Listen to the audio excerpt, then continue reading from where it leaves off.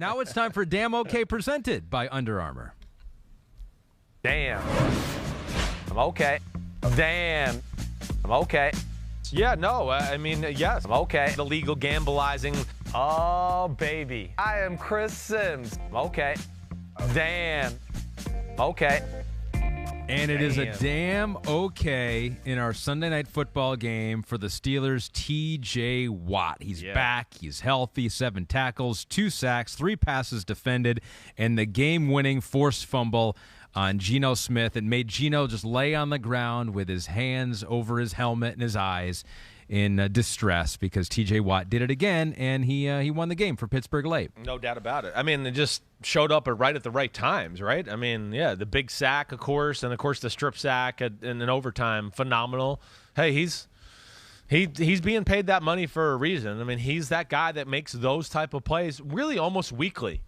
And if he doesn't make it weekly, it's like you go back and watch the film and go, oh, he was so close 2 or 3 times to making it happen weekly. I mean, that's really what it is. A lot of things to talk about at this game. I mean, really. I mean, a lot of stuff to talk about.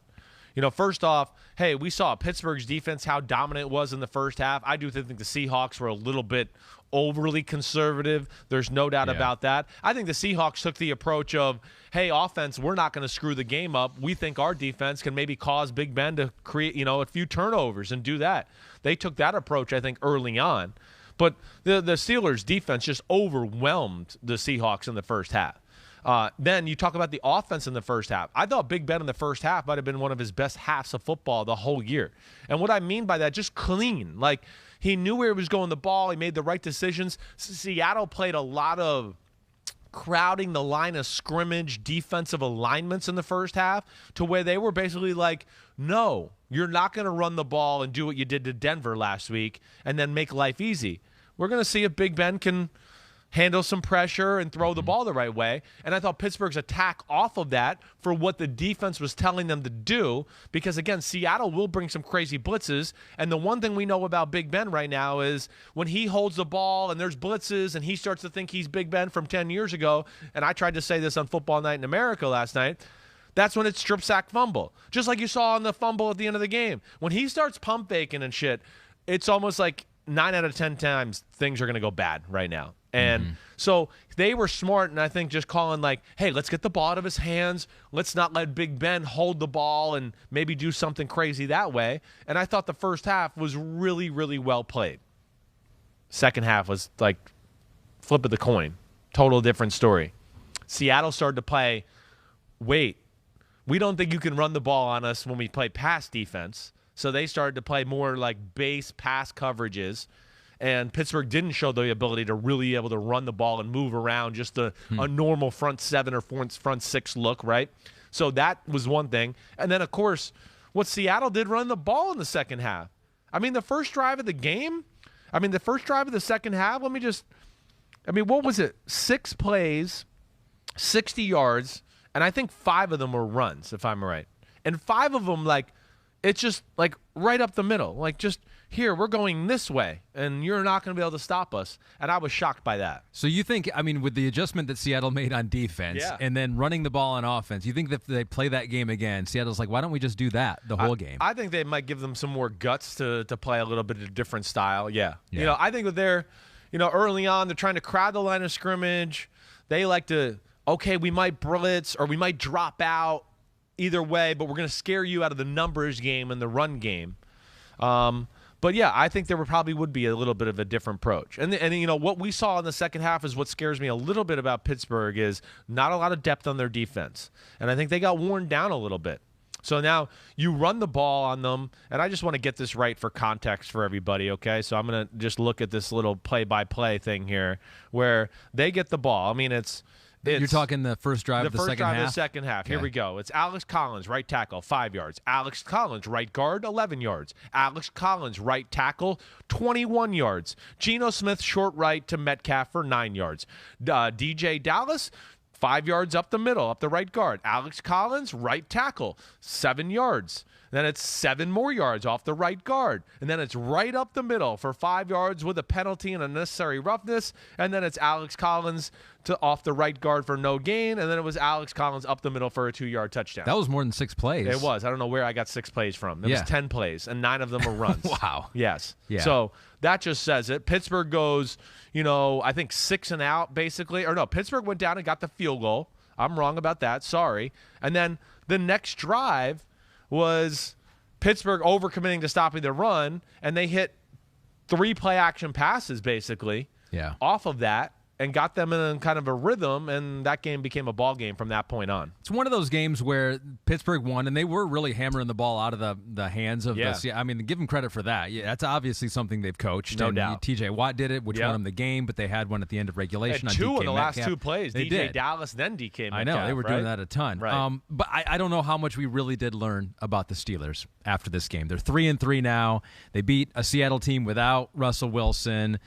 Didn't do it by a whole lot. Like, how much did we really learn? How much has our opinion changed of Pittsburgh? It hasn't a whole lot. It just, to me, where I'll say with Pittsburgh, and I just think like the point itself is just like if the offense doesn't screw it up and they just kind of play clean, they don't need to be pretty. Yeah, it's going to be tough to beat them. I don't care who you are, And Seattle had their way with them a little bit in the second half, certainly, but no Tyson Alualu, no Stephon Tuitt.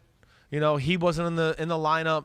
So those are 2 big difference makers there for them on the defensive side of the ball, where I don't think if they're at full strength, you're going to run the ball down their throat a whole lot. But yeah, there's still questions in Pittsburgh. There are. Defense is dominant. I do question the depth up front, like we saw last night. Offense, we just want them to run the ball, and they want to run the ball and get Big Ben wants to get a one-on-one with Deontay and Claypool. And just go like that. That's what they want to do. Mm-hmm. And if he can just play clean and take care of the football, they're going to be tough to stop, though. They'll be tough to beat, I should say. And then let T.J. Watt just take over on the defensive side, which he did at the end of the game, getting the damn okay. And also getting a damn okay, another guy on the defensive side, Max Crosby for the Raiders as they beat the Broncos 34-24. 3 sacks for Crosby, 5 quarterback hits, 12 total quarterback pressures, also had a batted pass. And he's been flashing for a while now. I think it's going to take a while for him to get the respect. Maybe now he's getting it because that's what happens when you go to Eastern Michigan and you're a 4th-round pick. Yeah. It takes a little while to believe what we see, and some of it could be scheme. You never know, like players around you. But like, has Max Crosby been doing this long enough where we're like, yeah, he's one of the, if not, top 5 guys at his position? No. He's up there. You're not quite ready yet. I'd have to think about it a little bit. I'd have to think. I'll right off the top of my head, I don't want to go top 5, but I want to say top 10, yes. But we've always said, he's not quite as good as his numbers may indicate. Right. Is he getting closer to being as good as his number indicates? I think so. I think he is. Yes. When I watch him, I don't sit there and go this was some schemed up. He got the pressure because it was a great blitz and they found him. No, he's beating people with his pure physical ability and the run game. He's a handful to go along with that.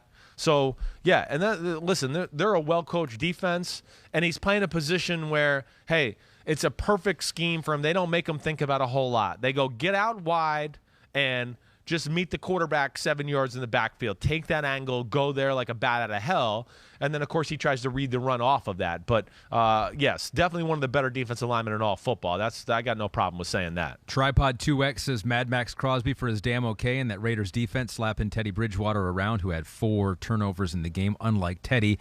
He goes damn okay. Also, how different of a game did Greg Olsen call from what Gruden normally does? No, I can't say that I saw a whole lot of difference there.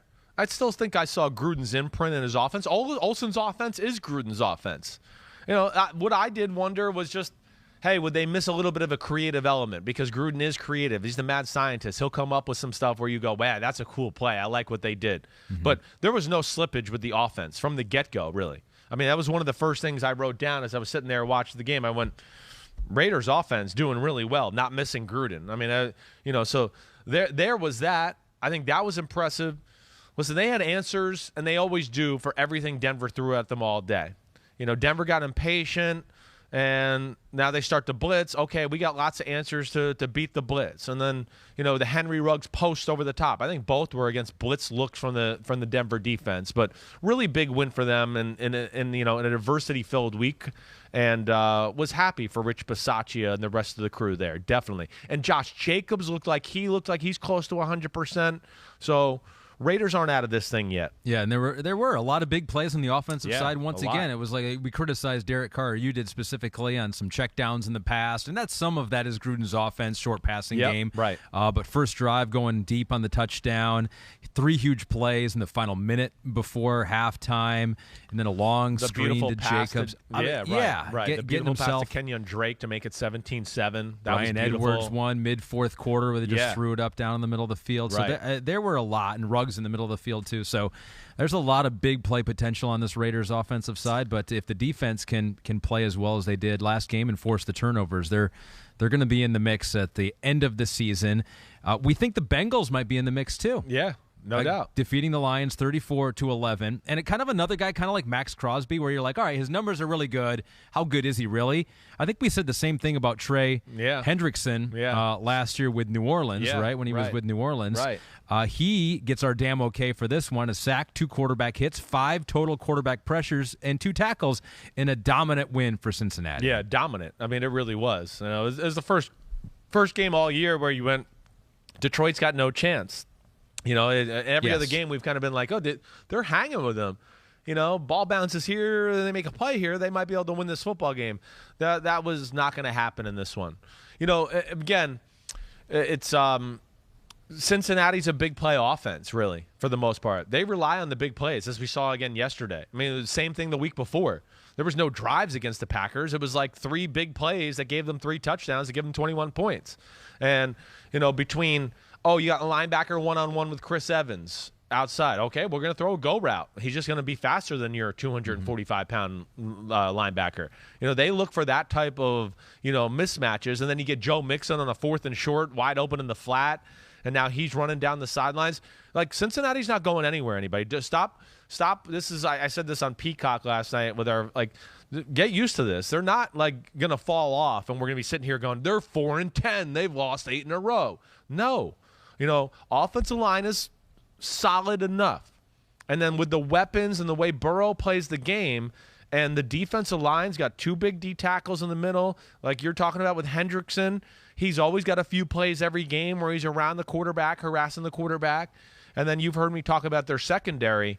No, I don't think they're going anywhere. And as long as you play Jamar Chase one-on-one, watch out, because as we saw again yesterday, they're going to go deep to him. He leads the NFL with 7 catches on throws of 20 or more air yards down the field. Had 2 in this game. He is a big play target for Joe Burrow, and they did carve up the Lions. And Dan Campbell called out Jared Goff at the end of the game a little bit. He should. I mean, Jared Goff's got to do, again, I'm not trying to ask anybody of, don't do anything you're not capable of.